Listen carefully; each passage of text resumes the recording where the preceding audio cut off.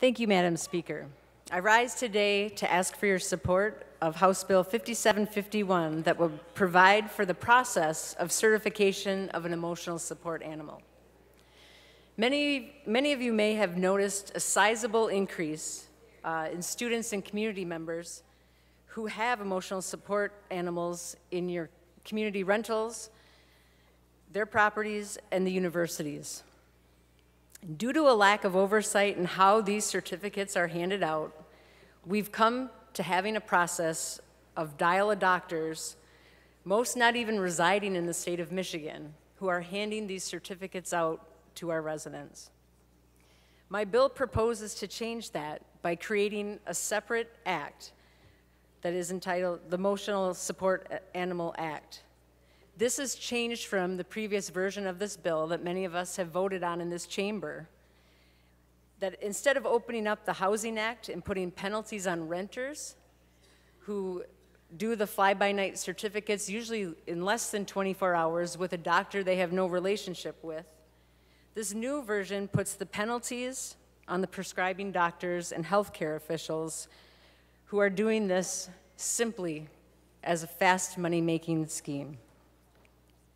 Over 28 states have already passed a version of this emotional support bill, and 0 have had any of their federal HUD funding held due to conflicts between federal housing laws and the state emotional support animal laws. And I think that's important to state because we're not looking to deny anyone who truly needs an emotional support animal access to one in their place of residency. But what we are trying to do is really go after those bad actors who have no other interest in our state, no other interest in our housing sector, and they're just looking to make money off our residents.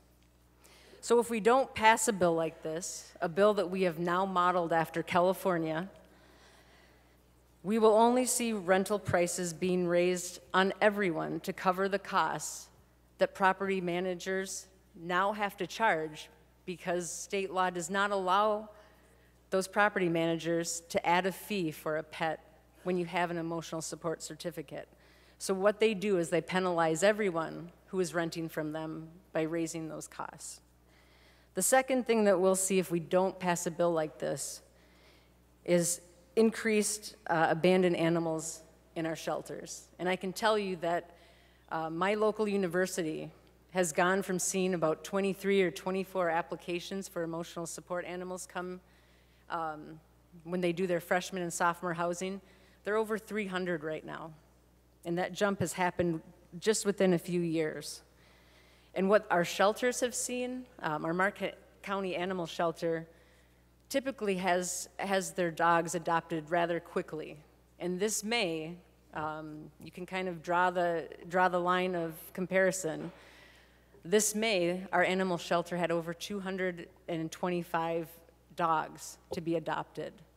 And our guess, many of us in the communities, is that as school got out and parents said, you're not bringing an animal home, a lot of those animals got dumped. And so for those reasons, Madam Speaker, I'm asking for my colleagues' support on House Bill 5751. Thank you.